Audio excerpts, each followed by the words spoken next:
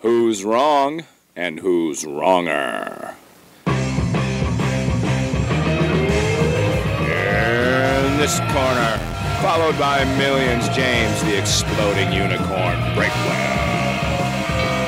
And in that corner, ignored by millions, Steve Dash Rinko Levens.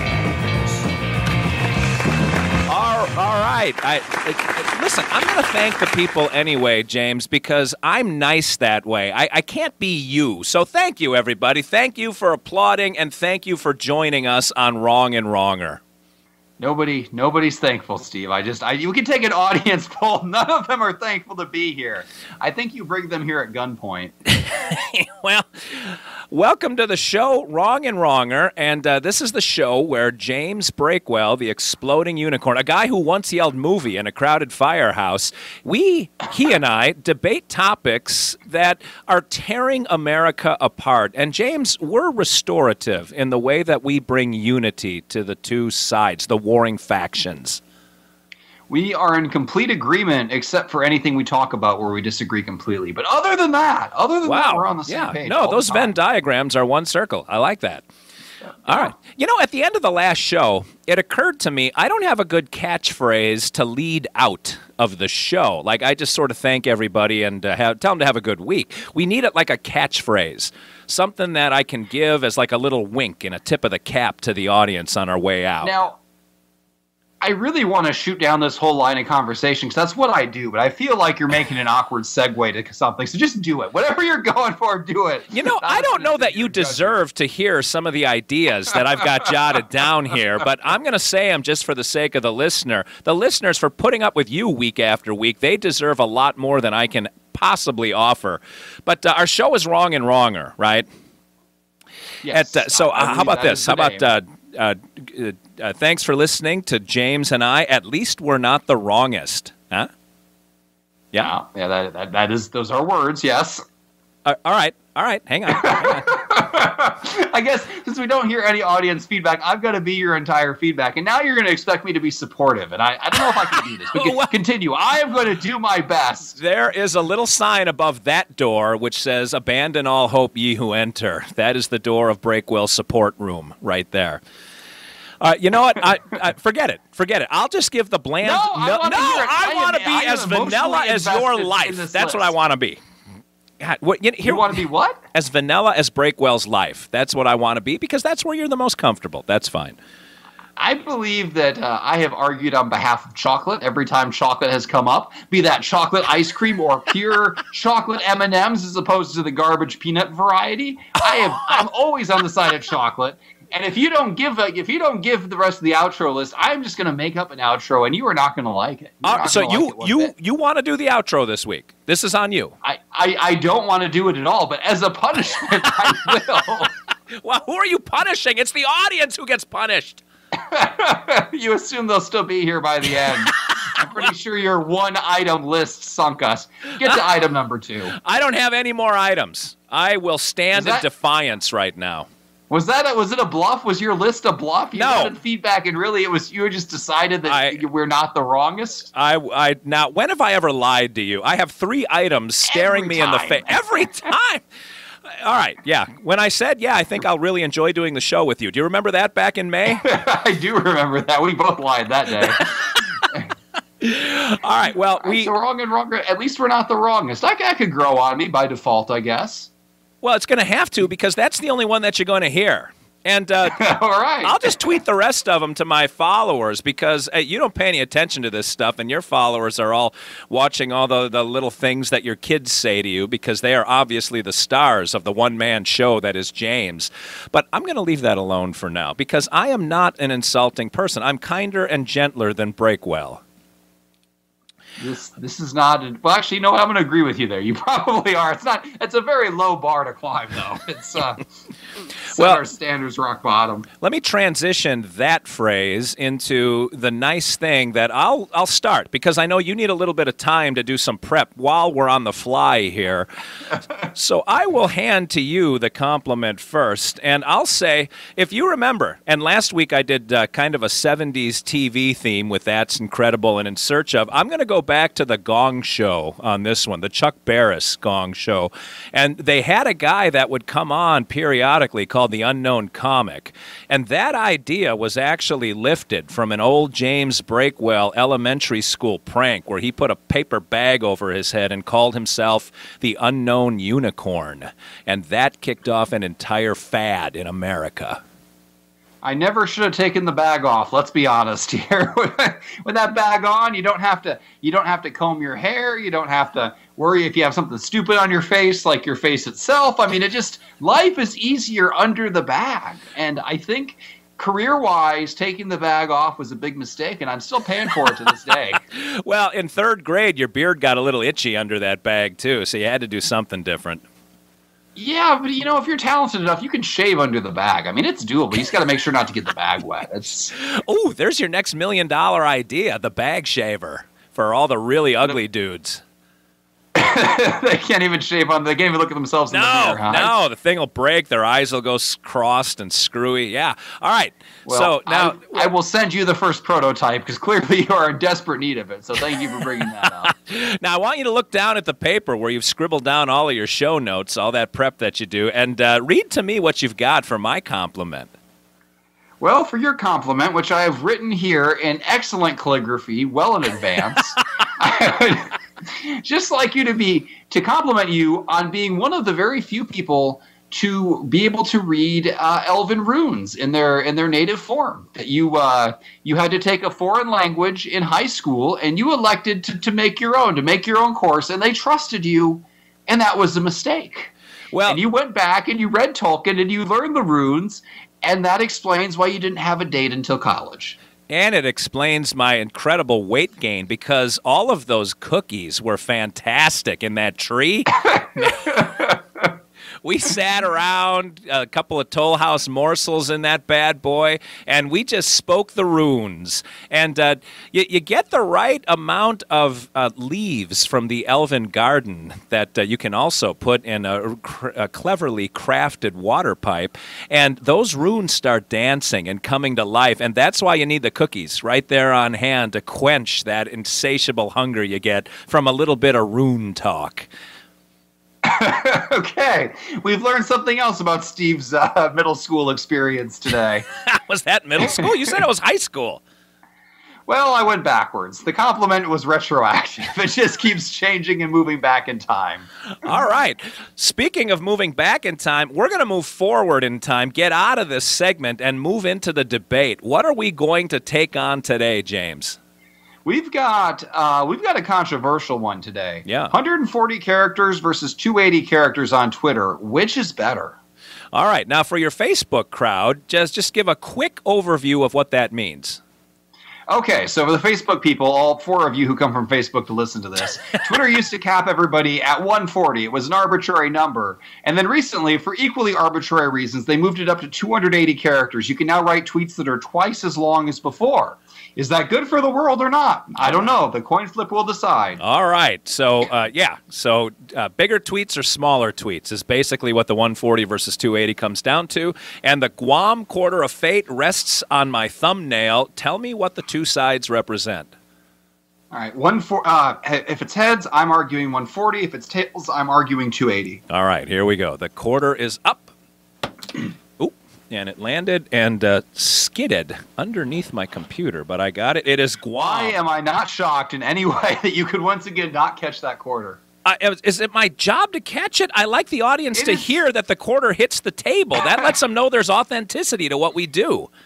I'm going to buy you like some sort of coin dish to flip this thing inside of, but I know you couldn't hit it unless it was at least like 6 feet in diameter. It'll be like one of those communion catchers that the altar boys put under the chin of people in Catholic Mass.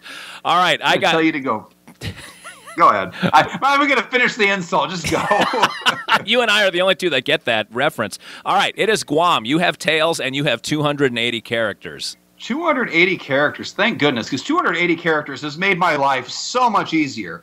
I can't tell you how many times I had a joke that was 141 or 142 characters, and I had to figure out which rules of grammar I was going to destroy. Or was I going to swap out a word to lessen the tweet? Was I going to change great to good? I mean, was I going to change just whatever? Was I going to change the tenses? What was I going to do? What corners was I going to cut to cut it down? I don't have to make that choice now. I don't have to use all 280. I can just use 141 or 142. I don't have to be greedy, but I don't waste 15 minutes making minor edits that no one but me cares about, which is kind of a good summary of Twitter. Things no one but me cares about. All these minor tweaks. So they have made my life much easier, and so I am grateful to the Twitter crew for doing that. And if you believe otherwise, Steve, you are wrong. You know, you being a creative writing major, you being flowery and bloated in the way that you express things is right par for the course. You saying that I had 141, 142 character tweets, and so now I can finally do it, reminds me of John Lowenstein, who played for the Indians back in the 70s. And Lowenstein was musing about the length between home plate and first base, which is 90 feet. And I know that comes as a complete shock to you. You had no idea, so I'm going to fill in that blank for you. But Lowenstein said, you know, there would be a lot fewer close plays at first base if you just moved the bag back a foot. And in the moment, that seems brilliant, but then you realize now you're going to get a bunch of people who are having close plays 91 feet from home plate, and that is the foundation for your argument of now we get 280, and after a while, you're going to get used to 280, and the bar will start to eke in that direction, and you're going to get 281 and 282 character tweets. The point is, you'll never be satisfied or happy because you're basically a miserable, angry human being. And so, back to the point of... I will concede a point. I will always be unhappy and a miserable human being, but I have yet to use the full 280 characters. Not one time have I hit the 280 limit, let alone 281 or 282. I know. It just doesn't happen. Because it's garish. There, I'll feed you your word back from last week. That 140, remember the phrase, brevity is the soul of wit. That Abe Lincoln once said, I'm sorry I wrote such a long letter, but I didn't have time to write a shorter one. It takes clever, cunning, and wit to be able to encapsulate a thought or a joke or a concept in 140 characters. That's what makes Twitter so much better than Facebook. You don't have people blathering on, and they call it breakwelling now in some circles of the literary community, that people have 140 characters, they hit it and they quit it, and that's what makes it great. You know, I've seen your tweets. I've seen the 140 characters, and I'm still looking for the brevity and the wit. Help me out and point me to it. It's nothing but great, baby. Oh, we could. Maybe you'd be better off with 10 or 15 characters. Maybe you could petition to have Twitter give you an artificial limit, and you'll finally hit your stride, because 140 just wasn't doing it for you. No, but I got some elfin runes for you that can get the whole thing done in a symbol or two. Not to mention that the whole limit is kind of artificial anyway, because you can string tweets together. You can do one tweet as a reply to the next one. So really, and I think they finally put a cap on it. I don't know what it is, but it's quite a few tweets. So really, you can put thousands of characters in a row if you really want to. I mean, for when I was promoting my book, Only Dead on the Inside, I was doing zombie tweets every day, and every tweet, every tip, it was 99 tips in a row, was a reply to the last one. I had a chain of 99 tips that all led to each other on the same chain. So really that 140 constraint only captured the simple-minded, which is where you were hiding out at anyway. So that again explains your Twitter account. Wow. So 99 straight replies to yourself, and you wonder, how do we define the word narcissism? I think you just did for everybody. That was wonderful. It's efficiency. Was I going to just toss it out there willy-nilly and people would be like, well, where are the other 98? It's like, well, you got to hunt for them. Go and scroll and scroll. No, I put them all in a convenient stacked format so they can just scroll up and see them all. I did a service to the community, and I won't hear otherwise. I see. And so people were milling about, wondering aloud, boy, did you see number 63? That was awesome. No, people just tuned you out after the first several. You would think that, but yet then people bought the book, and you can't explain it. It's a miracle if they just bought the book by coincidence. You got a big family. I don't know how it all works. That is true. My big Catholic family probably accounted for 50% of my sale, but that's okay. You got to use whatever advantages you got. You gotta use it. So just kind of like you got to use your 280 characters. It's been given to us. You got more space for creativity. Let's see what happens. I think we've tweeted all the 140 character tweets that can be tweeted. We've maxed out that medium. 280 is the bold new frontier. Let's see what creativeness we can achieve with it. And I'm sorry if you're being left behind in the past, but let's admit it, Steve. That's where you've always belonged. The future is for 280. Twitter decided, and by the way, this is your argument for Coke versus Pepsi. Twitter decided we're getting stomped by Facebook, so let's try to be more like them. And I would say stick to what you bring the girl home that you brought to the dance, that you are the 140 character app, that you're the social media outlet that has a certain characteristic that nobody else has. Why don't you just stick with what defined you? That's your brand. That's 140 characters. Everyone knows 140. 140 was nothing before Twitter. Twitter made 140 what it is today. You know what? It's not what 280 isn't competing with Facebook. 280 is still pretty short. You know what you can post on Facebook? You post basically infinite characters on there. I recently put a 1,000-word article in a post. It's a status update, and it worked. And then I did it again another one. Why? I mean, Why? 1,000 words. I mean, I use small words, granted, but that's still quite a few characters. It's at least 4,000 characters, maybe 5,000. And knowing your age, there were some emojis in there also. Well, obviously, you can't write serious, respectable work without emojis. What would possess you? All right, go ahead. What would possess me to what? Put a 1,000-word post on Facebook. Why would you put a 1,000-word? Why would you want people to unfollow you at that rate? I gained followers from that post. If you understand how Facebook works, if you lead traffic away from Facebook, Facebook's algorithms aggressively punish you. But if you just put your content there and leave it there so Facebook can keep moving money off you, they will let people see that all day. So I was like, this is a message I need people to see. I'm not going to post it at an external website and send a link. I'm just going to post it here and what happened and to see what happens. And what happened was magic. I learned something.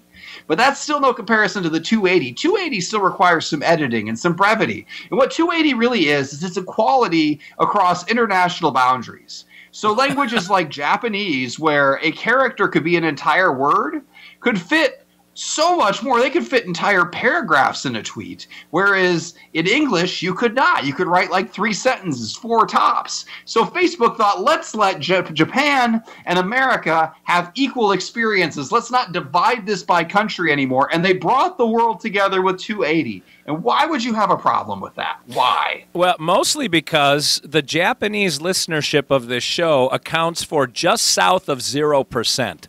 So why are we even trying to pander to? I'm not pandering. I'm spreading equality. I just if you want to get into the demographics that don't listen to this show, that covers almost everybody on Earth. Okay, you couldn't talk about anything. The demographic is everyone. That's right.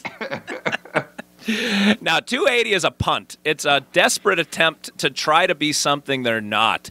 Twitter built an entire empire off of 140, and I appreciate the 140. I'll tell you this in all seriousness, Breakwell, that you being a writer, you'll appreciate this. 140 made me a better writer, especially with comedy, because you gotta hone that joke. You gotta sand all the edges off of it, and the more streamlined the joke, the better it is. And I think Twitter has made a lot of comedy writers better. So you're telling me the Steve Olivas I see today is the improved form? Is that what you expect me to believe? That there was a lesser form of Steve Olivas worse than the current one? If you would have met me in high school, first of all, you'd have been like half a sperm and half an egg if we would have ever met. But you would have seen someone who was raw, that you would have said, this is a diamond in the rough. What this kid needs is some Twitter in his life to really get that down to marketable. Oh, yeah. It's, you know what? If Facebook or if Twitter had started out with 150, you'd be arguing 150 was perfect. If they started out with 270, you'd be arguing 270 was perfect. What this is a fear of change. You just don't want things to change from what you've already gotten used to. But guess what? This is the internet age. Everything is going to change. Everything. Tomorrow there might not even be a Twitter. Twitter might be a thing of the past, and like MySpace and whatever else that has disappeared. So get used to it. I can't just hold my creativity back because you are afraid of the world as it exists now and as it will exist in the future. It's 2017. Embrace it. 2017 is probably how many characters you want. I say 140 is the ideal, and whether it was 140 or 150 or 133 doesn't matter. The cap was there, and everyone adjusted, and it made us better. You, obviously, it didn't work because you still need that 280. I need 142. I've already been over this. 142 is my perfect tweet limit, and it works out perfectly every single time.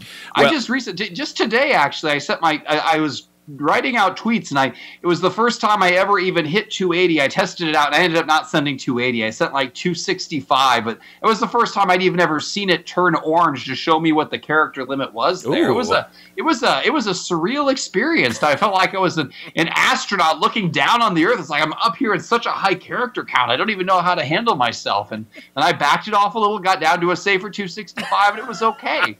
And I want other people to have that experience, this out-of-body, upper world experience. They deserve 280. Well, they have had enough upper body, out-of-world experience of Wrong and Wronger for 1 week. We got to wrap this thing.